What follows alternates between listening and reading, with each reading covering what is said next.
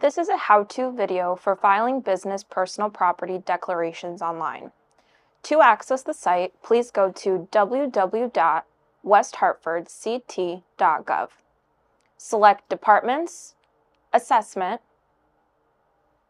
and click on the Online Filing Personal Property button posted in the Assessment Department's website. Please be sure to have your letter with your access code available. You will be directed to the Welcome screen. Be sure to read the filing requirements and view the link for declaration instructions. Additional information and frequently asked questions regarding online filing can be found in a link embedded at the end of the page. At the end of the page, you'll see in red two options: Log in for returning users or Register. For security reasons, you'll need to register each year by providing a valid email address and an alphanumeric password and access code. For instructional purposes, this account has already registered and I can proceed to log in. Your screen will look like this.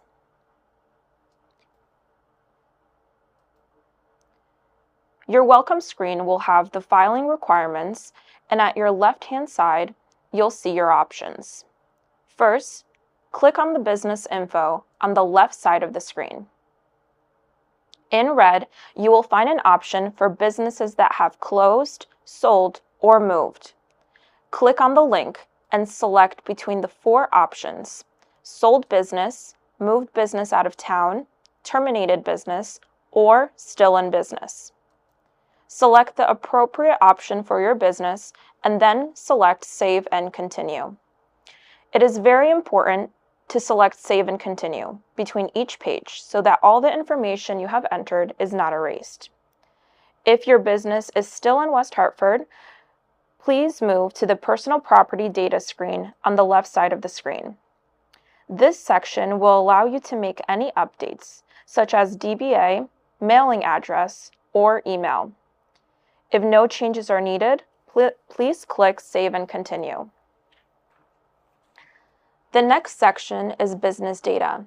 You will input and update important information about your business, such as contact information for the person who files, location of records, and others.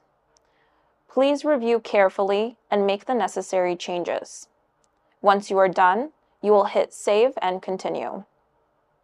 The next section is Company Reporting and Person to Contact. Input and update important information.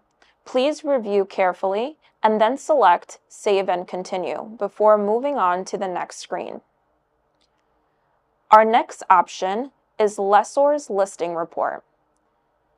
Once you click on it, your screen will look like this. Make sure to make the necessary changes or fill out any requested information and click Save and Continue. This screen only allows information for 3 lessors. If you need to provide us with additional assets, you will need to email us at pprop@westhartfordct.gov. If you are leasing or are in possession of borrowed, rented, or consigned assets, you must complete the Leasee's Listing Report. Select the Leasee Listing Report. Your page will look like this. Please update or provide any necessary information. This page allows for only 3 leases. If you need to declare additional information, please email us at pprop@westhartfordct.gov. Once you are done in this screen, please select Save and Continue. In the next Taxable Assets section, you will find the different codes and descriptions. Please be sure to review each code and make the necessary changes. We'll select code 16. If you filed with us before, this screen will show you all the costs reported during the prior year. You will be able to add new assets by clicking Add. Provide the original cost and reason. Don't forget to save and continue.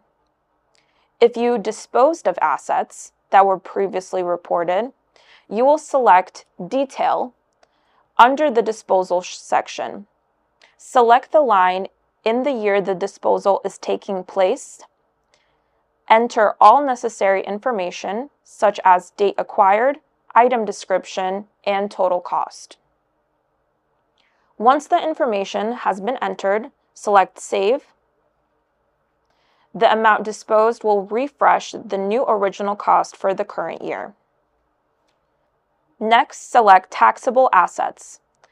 Listed below will be the category of assets less than $250.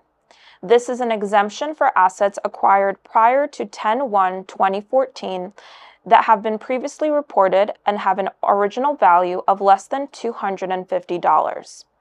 Fill out the requested information and select Save. The Exemption Declaration section is next. You will select the exemptions applicable to your business.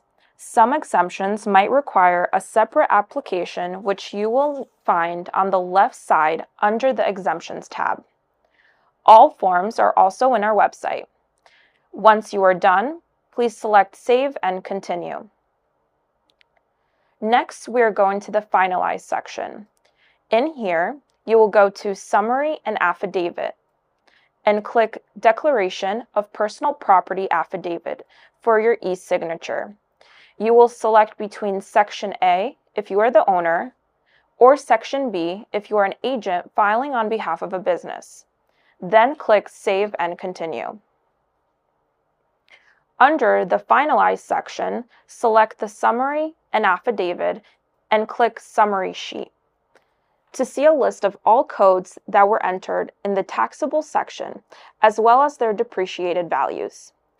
Please scroll down and make sure everything is accurate. If you need to make changes, go back to the corresponding code and make the edits.